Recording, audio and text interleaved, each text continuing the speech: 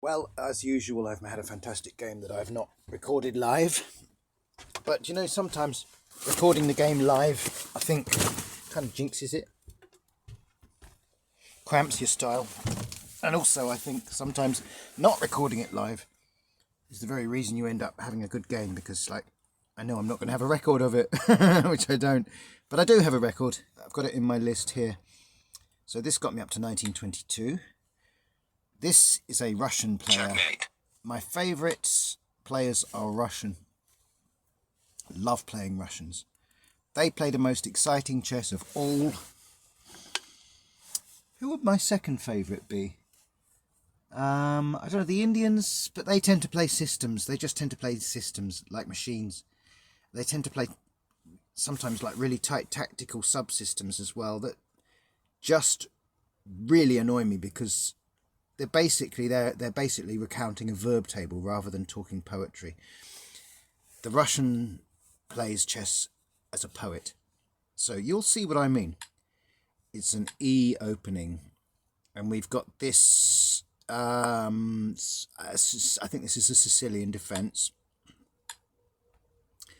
and it's morphing into something different. I don't know, King's Indian or something. I don't know what they're all called anymore. I can't remember. Inside castling. I make it up as I go along now.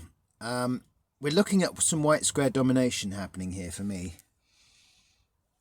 He's playing much more of a balanced game with these knights on different coloured squares. And I decided to just push through and start to just take the energy out of his development, because I'm going to win this quantum. Not going to win this quantum, but it's going to get rid of a piece from the middle. But he decides not to take the knight, and so he lets the tension stay. And again, this is why Russian players are so bloody good. They don't feel the need to just take, because they are much more advanced players. Anyway, but who does? The English player. And he recaptures with the pawn. I'm not sure this is actually correct. They say that you should always recapture towards the centre, but it leaves him with a weak pawn on the A file. I think it might have been better for him to take away from the centre, but of course if he had done that, I would have taken his queen, preventing his king from being able to castle when he recaptures. Now, I grabbed the opportunity to pin the only piece practically that he's got reasonably developed. And he pushes away. Well, he can't castle queenside, really, can he? So I think it's safe to put my bishop back here, and I don't think he can afford to chase it much further down, because he's going to weaken his flanks so badly. Kinside castling. And now he's definitely not going to try and push that bishop further back, I don't think.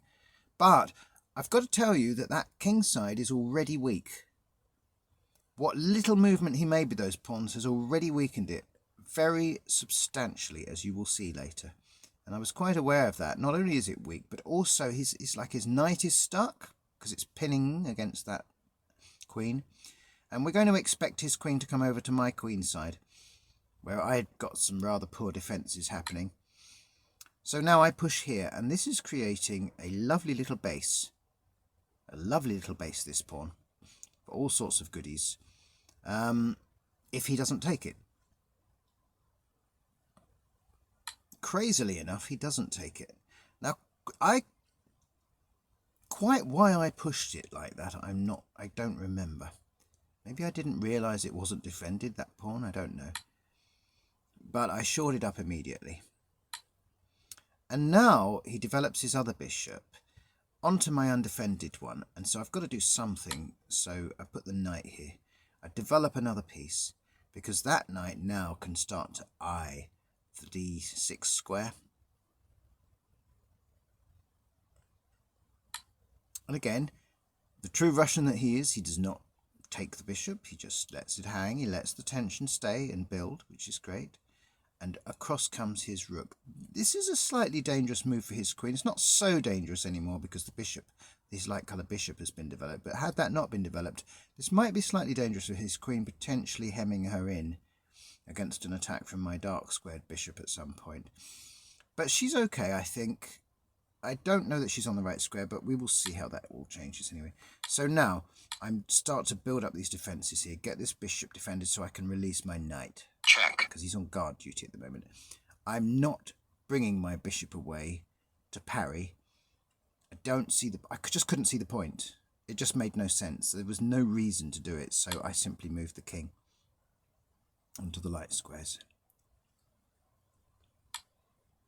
And his knight now moves up here. Now if I take that, his bishop is eyeing my rook, and I think I failed to see it. I'm not quite sure what happened here. Of course, this move is a very deadly move because it potentially opens up these two pieces of mine, these two minor pieces, to pawn e5 from him, forking them both. However, I would have an en passant capture. I could capture that en passant with my pawn, but then I would lose this base pawn that I want. I want this e5 pawn because it's going to be the base for either my bishop or my knight. They both can make a base on this, a forward base into his camp, which is really quite a devastating. As you can see, I mean, for example, the bishop that's on h4 could come up and do an exchange, and then my knight could fork his king and rook with check. But I've got bigger fish to fry than that. But he's also got a whole load of weak pawns on his second rank, my 7th. Now he comes up here and he does his knight fork.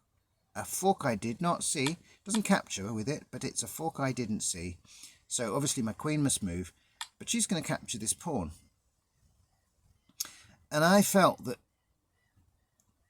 him having a rook for a knight in exchange for my queen being on his 7th rank was actually a very good deal for me. I think that was a bloody good deal, because look how many pieces I've got advancing on his king now. I mean, it's very, very dangerous for him. So I let the rook go, and quite honestly, I recapture with a rook that's been doing nothing, and it's now in the game. He decides to try to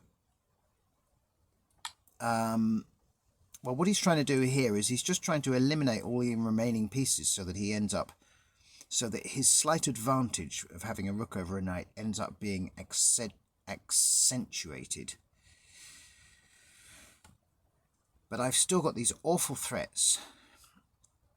You can see them all, especially focusing on this this f6 square. And now this was, I think, a very bad move. He's just trying to get rid of my pieces, but I just don't see how it's going to work, because look, after this,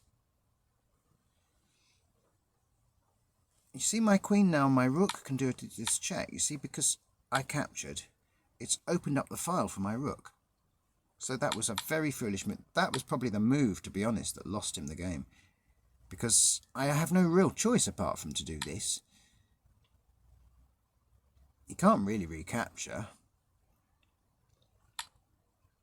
Check. And now it's check. And now it's just a question of how do you do this? How do you do this? We've got a very far forward pawn. We've got a file with queen and rook that, if we were to do some sort of back rank mate, would have to involve sacrificing the queen. I've also got a pawn I can take there, which will reveal an attack on his rook. I don't know if I saw that. What did I do? Yes, I did. So I've revealed this attack on his rook now. His bishop could capture that. And I didn't take the rook. Well, it would have brought his queen into the fray, and I wanted her to stay out of it, to be honest. Instead, the bishop can no longer capture the pawn, because it's pinned by my bishop. So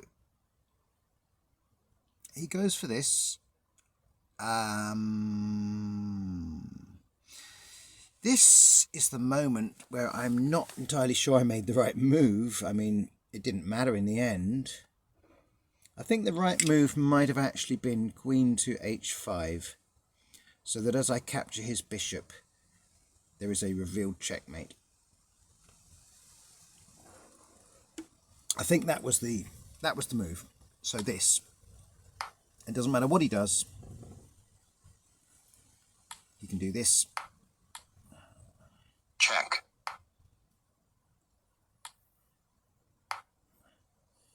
Check.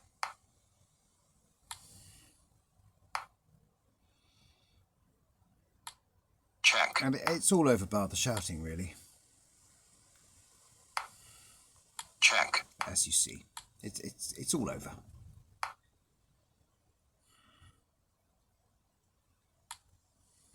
Promotion to queen. Right? Check, check, check, check.